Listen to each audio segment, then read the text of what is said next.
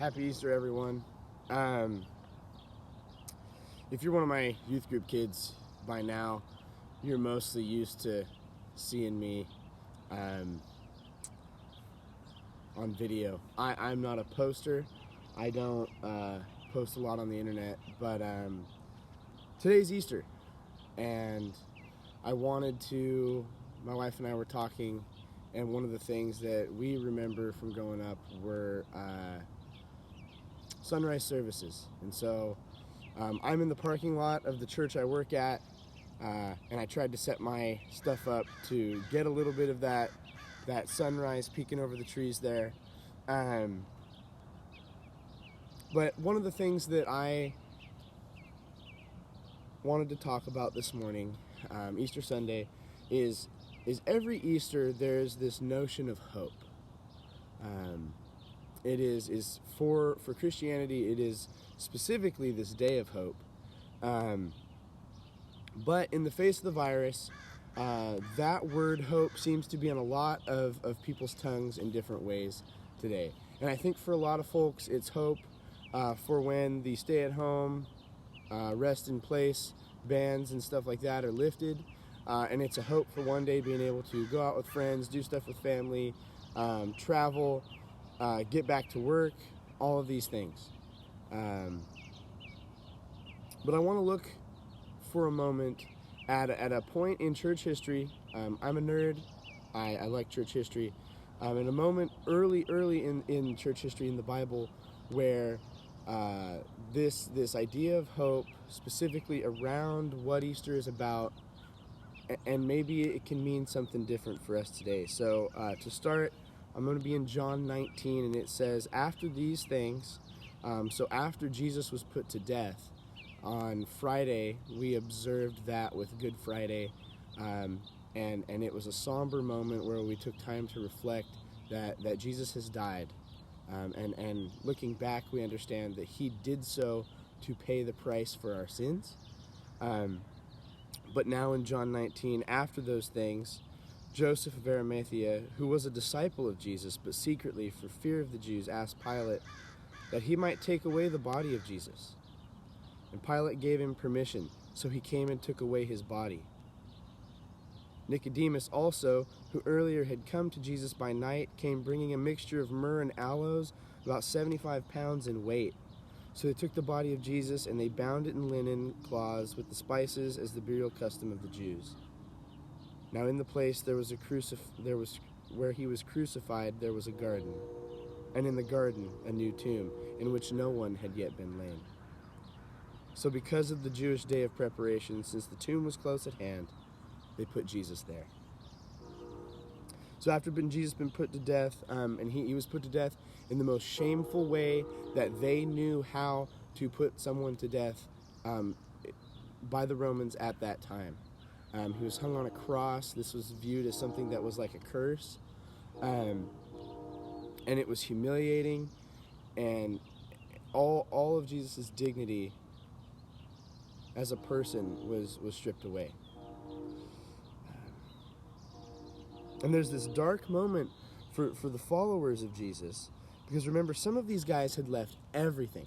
They had left their jobs, their family. They had spent the last 3 years wandering around with this teacher, hearing him teach, hearing him proclaim the good news, not always understanding, but there was always something different about how he did it. These guys had, in some ways, some of them had given him all he had. Even the ones who didn't travel from place to place, that even besides the disciples, we see women who are giving all that they have to the ministry and work of Jesus. We see people sacrificing their reputation as being separate from the Jewish people to interact with Jesus, and Jesus performing these healings and these miracles through and based on those acts of faith. And many of those followers had something in common the day that Jesus died. And we find a little bit more about that out in John 20, verse 19. It says, on the evening of that day, the first day of the week, the doors being locked where the disciples were for fear of the Jews, and we're going to stop there. Because a lot of these people were afraid. Because now, for the first time since they have begun following Jesus, he was touch point number one.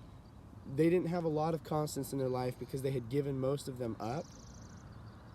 But now, Jesus was that constant, and now he's dead. And they're afraid. And we see this small picture in John 20 of the apostles who are so afraid because, remember, they've been walking around, and Jesus just died 3 days before on a cross because of his teaching, and they've been walking around being associated with his teaching for the past 3 years. So they're scared, and they're locked in their house, and they're trying to figure out what they are going to do because, remember, they have left everything behind. It's a scene full of fear and not a lot of hope.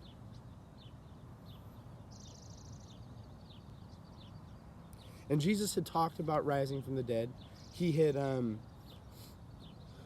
kind of told them it was going to happen, and whether they understood it or not, or maybe they did, and with the emotion of Jesus dying and all of the things that had been going on, they seemed to at least have forgotten, if not have understood it at all in the first place. And they were very scared. And hope has a way of flourishing in troubling and trying times. The rest of John 20, verse 19, says that Jesus came, and he stood among them, and he said to them, "Peace be with you."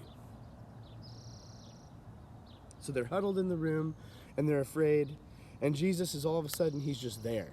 He's in their midst. Remember, they watched him die 3 days before, and now he's in the room with them.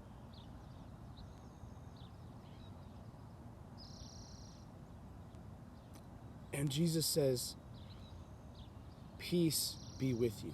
He doesn't say, "Hey guys, get super excited, get stoked, get hopeful, because years from now you are going to see eternity and you are going to spend eternity with me." That is true. But immediately after this tragedy happened, immediately after Jesus conquered death, that's what we do and celebrate on Easter, he shows up, and the hope that he communicates to them is not for a time to come, it's for today. And he says, "Peace be with you."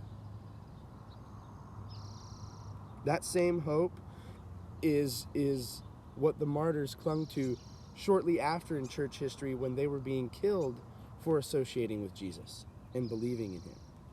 And I think when I tend to think of hope, I tend to think of, again, something that is far off. I'm hopeful for something to come. I'm hopeful for what is 10, 15, 20 years from now. I'm thinking about next week. I'm thinking about when the virus chills out and we can all go back to work, and when we can get back together and do stuff. And I'm hopeful for a future time.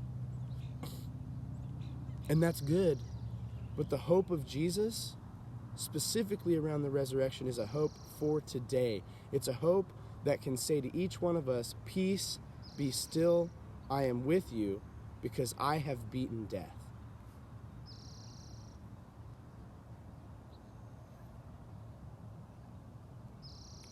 I get really pumped for the future. This idea for an eternal party, for me, it is often related to this notion of when you haven't seen friends for a long time, and that feeling that you get when then you get to spend quality time with those friends. And that's what it's going to be like. But that same hope is applied to today in Jesus conquering death and telling us, "Peace be with you. I've got this. I have defeated sin and death on your behalf." It is both how we may have peace today and how we may have hope for the future. Love you guys. Happy Easter. I hope you guys have a great day. It's a little different Easter, so take time, if you're not with family, to talk to family. God bless.